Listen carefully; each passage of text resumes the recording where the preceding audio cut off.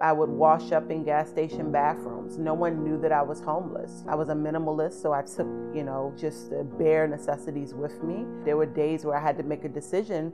I have $1 in my pocket. Do I buy a 50-cent Tropical Fantasy and a Little Debbie snack, or do I save it to get on the subway?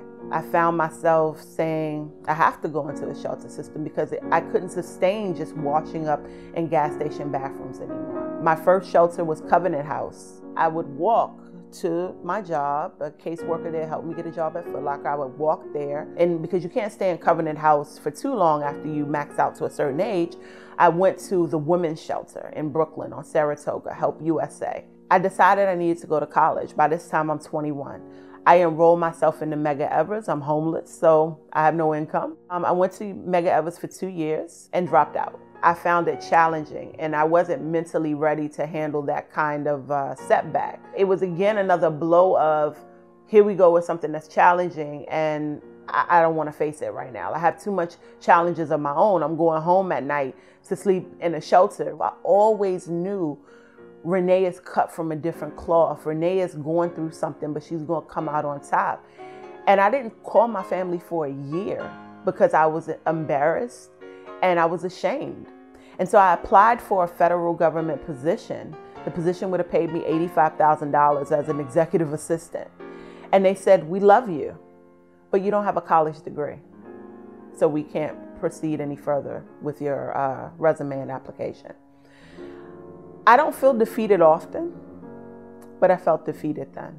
I was broken. I felt like, I know I need this education.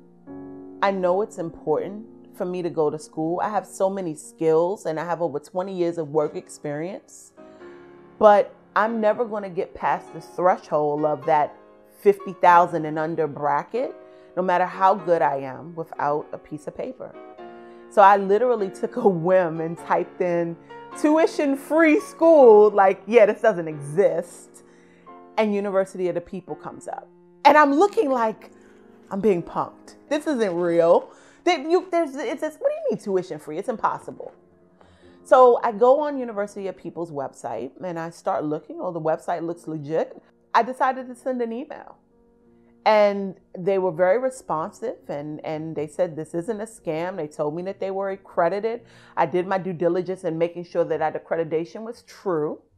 And then after talking with a few advisors, asked them what I needed, and all of this information was on the website. I went through the course catalog, the courses matched up, and I couldn't believe it. People like me shouldn't have to sell their soul to go to college and to better their life.